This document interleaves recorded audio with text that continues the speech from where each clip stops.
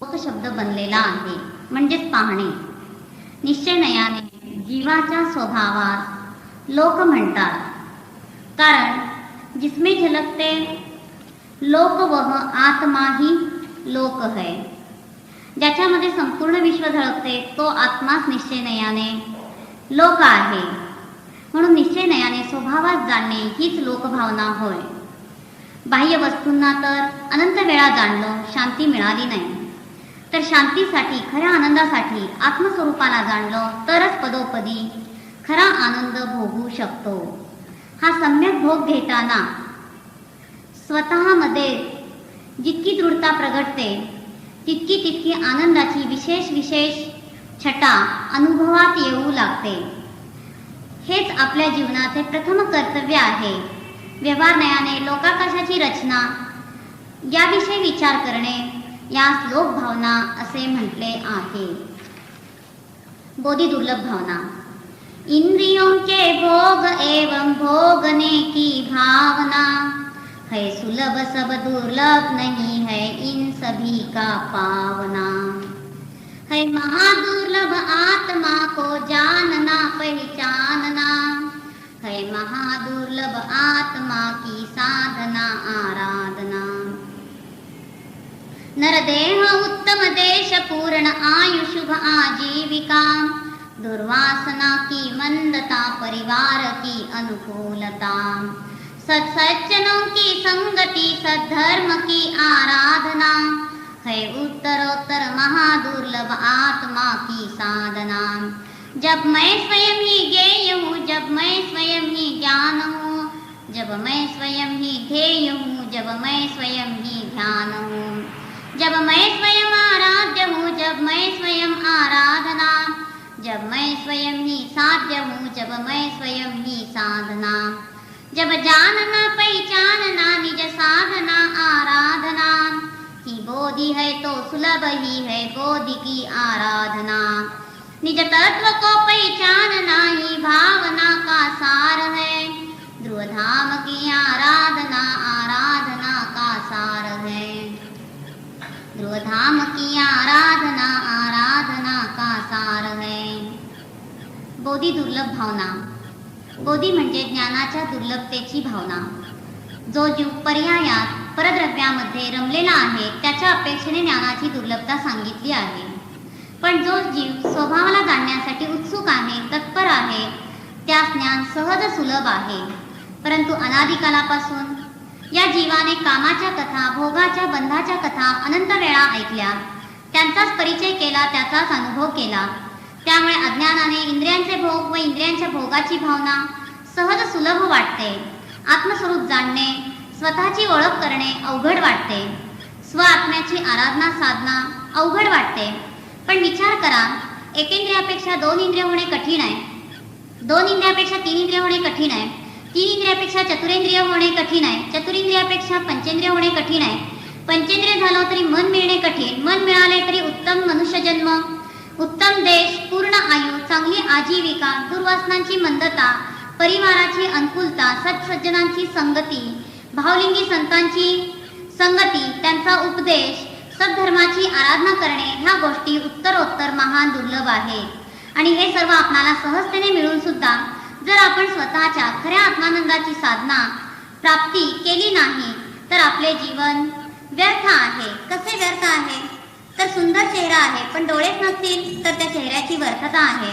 सुंदर रत्न आहे पण ते कावळा उडवण्यासाठी चुकून टाकले सागरात तर ते परत मिळणे जसे कठीण आहे, तसे मनुष्य जन्मरूपी रत्न चिंतामणी रत्नाप्रमाणे उत्कृष्ट आहे. आणि ते मिळून सुद्धा जर आपण संसारामध्ये पराला आणि पर्यायाला जाणण्यासाठी प्रत्येक समय घालवला तर हा परत मनुष्य जन्म मिळणे कठीण आहे. यासाठी उदाहरण पहा. चौरस्त्यावर रत्नाची राशी ठेवली तर ती परत मिळणे कठीण आहे. तसेच आपली मूर्खता पहा. सुंदर चंदनाचे वन आहे, त्याचा उपयोग वन जाळून राख करून भांडी घासण्यासाठी केला तर हे हास्यास्पद आहे. तसे मनुष्य जन्माचा उपयोग परद्रव्य व पर्याय यांना जाणण्यासाठी, संसारात रमण्यासाठी केला तर या मनुष्य जन्माचा दुरुपयोग केला असे म्हणता येईल. म्हणून बोधी दुर्लभ भावनेतून हे लक्षात घ्यावे की बोधी म्हणजे ज्ञानाची प्राप्ती. जो उत्सुक आहे त्याला सहज सुलभ आहे. स्वतःला जाणले तर सहज ज्ञान प्राप्त होते, पूर्णानंदाची पर्याय प्रगट होते. म्हणून दुर्लभ अशा मनुष्य जन्माचा उपयोग पदोपदी स्वतःला जाणण्यासाठी करणे अत्यंत आवश्यक आहे. 6व्या-7व्या गुणस्थांवरती मुनी जसे वारंवार स्वरूपाला जाणतात, तसे चतुर्थ पंचम गुणस्थांवरती जीव देखील अंतर्मुहूर्तात स्वतःला जाणू शकतो, खरा आनंद प्राप्त करू शकतो. धर्म भावना. निज आत्मा को जानना पहचानना ही धर्म है. निज आत्मा की साधना आराधना ही धर्म है. शुद्धात्मा की साधना आराधना का मर्म है. निज आत्मा की ओर बढ़ती भावना ही धर्म है. कामधेनु कल्पतरु संकट हरण बस नाम के. रतन चिंतामणि भी है चाह बिन किस काम के. भोग सामग्री मिले अनिवार्य है पर याचना. है व्यर्थ ही इन कल्पतरु चिंतामणि की चाहना. धर्म ही वह कल्पतरु है नहीं जिसमें याचना. धर्म ही चिंतामणि है नहीं जिसमें चाहना. धर्म तरु से याचना बिन पूर्ण होती कामना. धर्म चिंतामणि है शुद्धात्मा की साधना. शुद्धात्मा की साधना अध्यात्म का आधार है. शुद्धात्मा की भावना ही भावना का सार है. वैराग्य जननी भावना का एक ही आधार है. ध्रुवधाम की आराधना आराधना का सार है. ध्रुवधाम की आराधना आराधना का सार है. धर्म भावना. धर्म म्हणजे वस्तूचा स्वभाव, वस्तू स्वभावो धम्मो. जीवाचा स्वभाव जाणणे आणि पाहणे आहे. ज्ञानदर्शन स्वभावात जाणणे हीच खरी धर्म भावना आहे. धर्मच कल्पवृक्ष आहे. बाह्य कल्पवृक्षाला तर याचना केल्यानंतर ते मनोवांछित वस्तू पुरविते, पण हा चेतन धर्मरूपी कल्पवृक्ष असा आहे की या याचना करण्याची देखील गरज नाही. स्वभावात जाणले की आनंदाची प्राप्ती आपोआपच होते. धर्मतरुला याचना न करताच पूर्ण शांतीची प्राप्ती होते. शुद्ध स्वभावच अध्यात्माचा आधार आहे. शुद्धात्म्याची भावना त्रैलोक्यामध्ये सारभूत आहे. भारा भावनेचे सार ही शेवटी हेच आहे की स्वस्वरूपाला जाणा, शुद्ध आनंद निर्भय आनंद भोगा, शुद्ध आत्मानुभव घेणे हाच एक वैराग्यवर्धक भारा भावनेचा आधार आहे. म्हणून ध्रुवधामाची आराधना हेच आराधनेचे सार आहे. म्हणून धर्म आपणास पदोपदी आनंदाने जगण्याची परमदिव्य कला शिकवितो. आपणास वाटते की धर्म आज करावायचा व उद्या कोठेतरी स्वर्ग मोक्षात भोगायचा असा उदार धंदा नाही. तर धर्म आत्ता वर्तमान काळात ज्या समयात आपण आत दृष्टी टाकतो त्या समयात आत्मचिंतन केले, आत्मानुभव केला की लगेचच शांती आनंद प्राप्त करून देतो.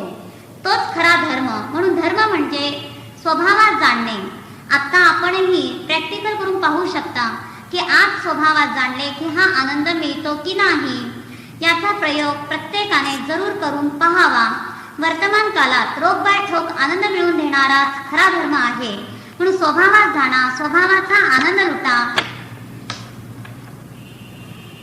हाच बारा भावनेचा सार आहे.